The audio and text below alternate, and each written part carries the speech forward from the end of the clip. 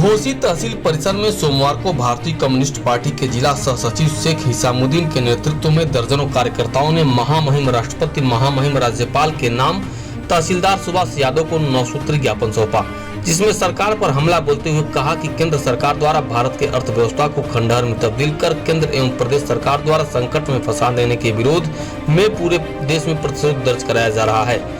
चूंकि आज ही संसद का सत्र शुरू हो रहा है, ऐसे में देश की जनता के ऊपर थोपे गए मुसीबतों को हम सभी संसद का ध्यान आकृष्ट करना चाहते हैं।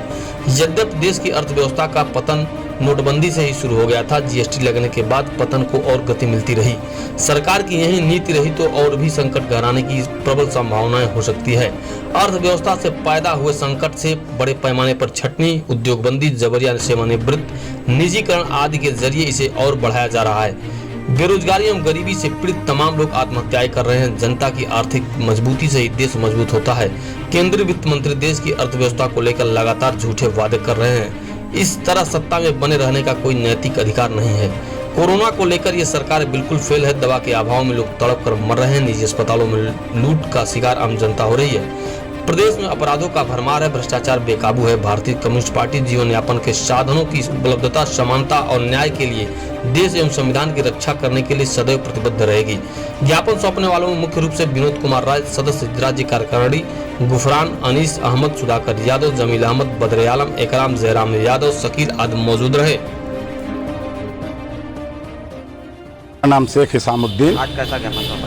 आज हमारा ये राष्ट्रीय काल कम्युनिस्ट पार्टी के तरफ से, उसके तहत हम लोगों ने 9 सूत्री मांग पत्रक दिया, ज्ञापन दिया है महामहिम राष्ट्रपति महोदय को और उत्तर प्रदेश राज्यपाल महोदय को।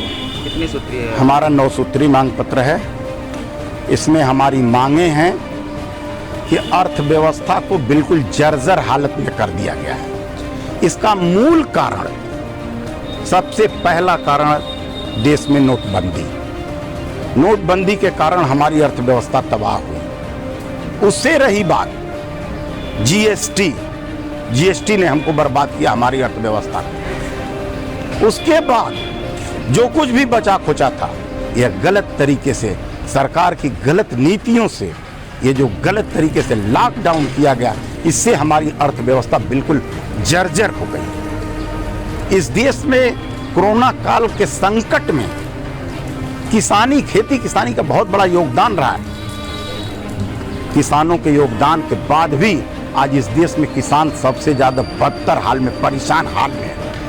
किसान तबाह हो रहा है, बाढ़ से उसकी फसल बर्बाद हो रही है, आत्महत्याएं किसान कर रहे हैं, कोई पूछने वाला नहीं। अर्थव्यवस्था का जहां तक सवाल है, जब लोगों की क्रय शक्ति रहेगी, खरीदने की ताकत रहेगी, तभी जाकर के अर्थव्यवस्था पटरी पर आ सकती है। और खरीदने क्रय करने की इंसान की ताकत के लिए सरकार को तत्काल 6 महीने तक हर परिवार के खाते में 10,000 रुपए डालना है, ताकि हमारी क्रय शक्ति लोगों की बढ़े, हमारे देश का उत्पादन बढ़े, हमारे देश की अर्थव्यवस्था बढ़े। उत्तर प्रदेश सरकार बिल्कुल पूरी तरीके से फेल है। कानून व्यवस्था नाम की कोई चीज है ही नहीं। सरकार पुलिस को अपना एक औजार बना करके रखी है, अपने औजार के तरीके से पुलिस से अपना काम करवा रही है। और आज अगर सरकार से कोई सवाल करता है, कोई सवाल पूछता है, तो उसके ऊपर तरह तरह के मुकदमे लगा करके उसको जेल में डालने का काम किया जा रहा है। ये सरकार की दमन नीति कार्यों को बंद होना चाहिए।